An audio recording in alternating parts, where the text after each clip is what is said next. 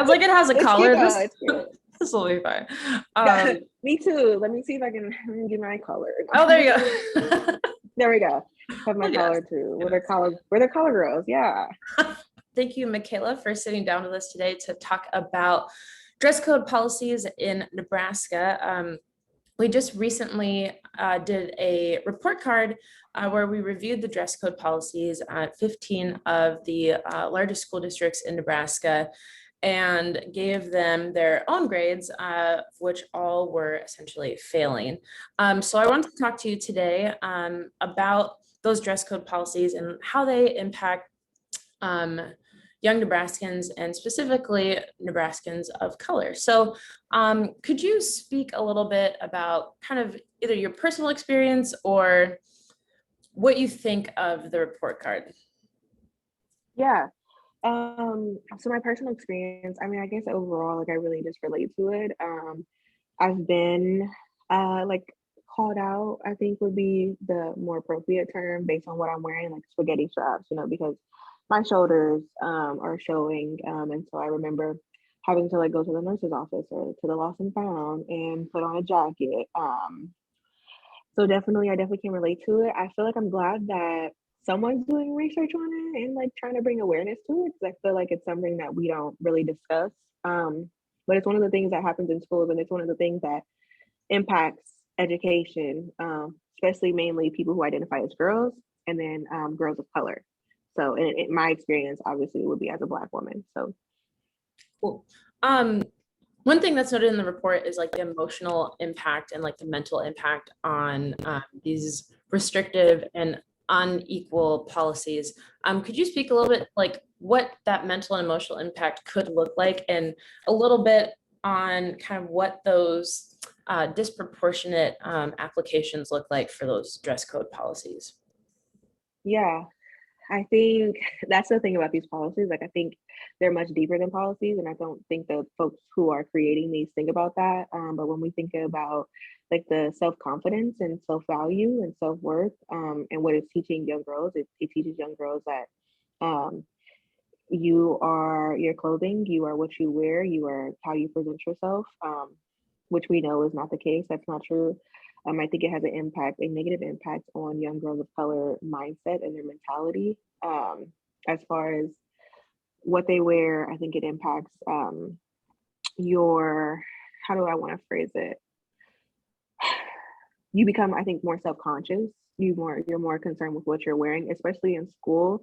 That takes away from your focus, which is to go to school and to learn. And I think it overall just has a really negative emotional impact on young girls. And I think it also plays into um, the whole like, over sexualization of Black girls that we have. Because oftentimes we'll wear something that might look different on someone else just because of our culture and our shapes and how we are as Black women. And I think we get called out for that in schools, especially in high schools. I think is where my biggest experience was with it. And so I think it just goes into over sexualizing us as Black women. Um, and then two, when I look at some of the things that are in the report and looking at OPS in particular, because I graduated from OPS, I see that it says like bans on suggestive clothing. And I think that just plays right into like this victim blaming mentality that we've created in our culture and in our society. So overall, I just think it creates very, very negative impacts for young women, especially young women of color. Yeah. Yeah, definitely. And I guess one thing that a lot of people can say, or some educators say, and some school districts say, is like, we have these policies because we want to level the playing field or like make everybody comfortable. What would you say to those educators or school officials who claim that these policies do that? I would say that if you really want it to be equal and equitable, to actually reflect that in your policies.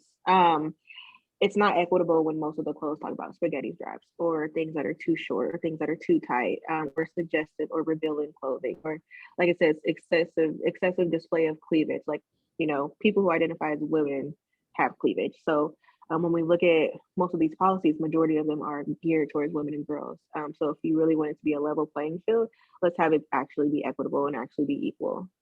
Yeah, absolutely. Okay, very cool. Anything else that you wanted to add? I know the school year is underway. Um, I'm glad that we have this report card. So far, it's been very well received, and it's something I didn't even think about. I mean, as an adult now, like when I was in school, I would just like, yeah, okay, if what I was wearing was deemed inappropriate, then like that was it, and I wouldn't really think about it because we're so conditioned to just having to be subjected to those types of policies.